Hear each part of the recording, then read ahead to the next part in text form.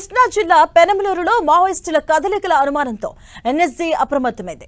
ఆటోనగర్లోని ఓ building police బలగాలు చుట్టుముట్టాయి. ఆటోనగర్లో NSG బలగాలు ముమ్మరంగా సోదాలు చేస్తున్నాయి. ఆటోనగర్ ప్రాంతాన్ని పూర్తిగా తమ ఆధీనంలోకి ఎన్ఎస్జీ తీసుకుంది. ఎన్ఎస్జీ దళాలకు సపోర్ట్ గా భారీగా చేరుకున్నారు పోలీస్ బలగాలు.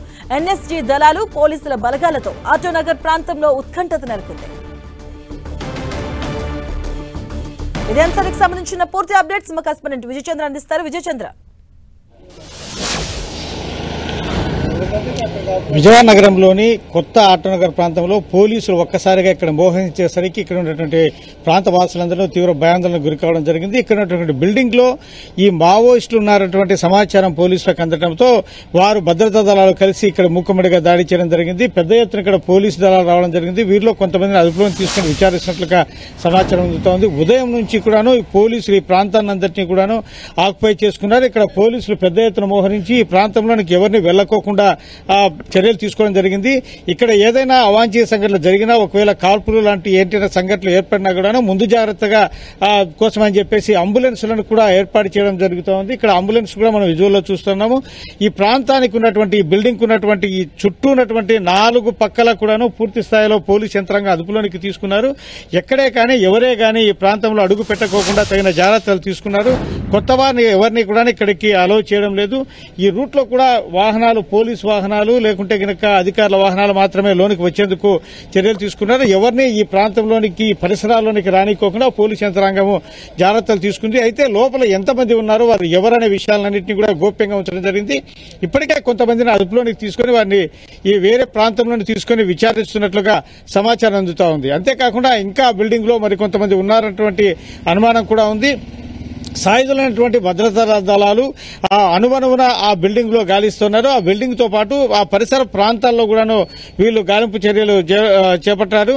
ఈ మామిడిలో జరిగినటువంటి ఏదైతే కనుక కాల్పులు ఏవైతే ఉన్నాయో అక్కడ మావోయిస్టులను పోలీసులు హతమార్చడం అయితేనేమి, తర్వాత దానికి సంబంధించినటువంటి అక్కడి నుంచి వచ్చినటువంటి సమాచారమా లేకుంటే మరొక సమాచారం అనేది మటుకు స్పష్టం కావాల్సి ఉంది.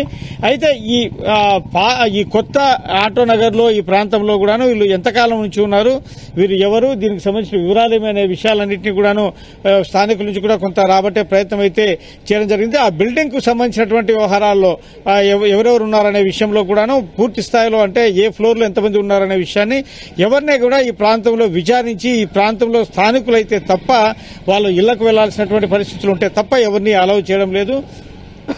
దానికి సంబంధించినటువంటి వివరాలు తీసుకున్న తర్వాతనే వాళ్ళకి ఇళ్లలోనికి వెళ్లే ఏర్పాట్లు చేస్తున్నారు. అంతేకాకుండా ఈ ప్రాంతంలో ఉన్నటువంటి ఈ షాపులన్నింటినీ కూడాను తెరవకోకుండా మనం విజువల్లో చూడొచ్చు.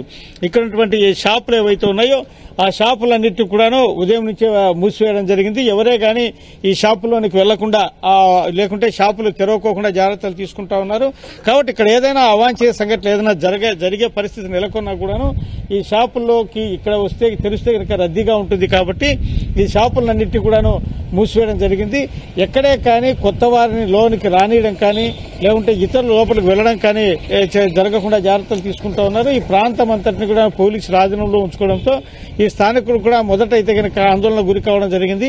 తీవ్రవాదులు ఉన్నారా లేకుంటే కనుక మావోయిస్టులు ఉన్నారా అనేది మటుకు కొంత సంశయానికి గురి కావడం జరిగింది. అయితే ఆ తర్వాత ఇక్కడ మావోయిస్టులు కదలికలు ఉన్నాయి, మావోయిస్టులు ఇక్కడ కొంతకాలం నుంచి ఉంటున్నారటువంటి సమాచారం జరిగింది అని చెప్పేసి ఇక్కడ పోలీసులు చెప్తా ఉన్నారు. ముందుగా వచ్చిన సమాచారం మేరకు ఇక్కడ ఈ స్థానికుల నుంచి సమాచారం వచ్చిందా లేకుంటే పోలీసులు ఏదైనా ఇన్ఫార్మర్ నుంచి సమాచారం రాబట్టారా అనే విషయాన్ని అయితే కనుక స్పష్టం కావాల్సి ఉంది. మొత్తానికి ఈ ప్రాంతం అంతా కూడాను పోలీసులు అనుగుణ జల్లెడ పట్టడం జరుగుతోంది. భద్రతా దళాలు సాయుధులై ఉండి భారీ స్థాయిలో ఇక్కడ చేరుకుని ఉన్నత స్థాయి అధికార యంత్రాంగం అంతటి కూడా ఈ ప్రాంతంలో మోహరించడం జరిగింది.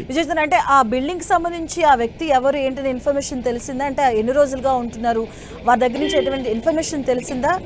ఏమైనా అద్దెకుంటున్నారా, ఎప్పటి నుంచి ఉంటున్నారో అలాంటి ఇన్ఫర్మేషన్ ఏమైనా తెలిసిందా?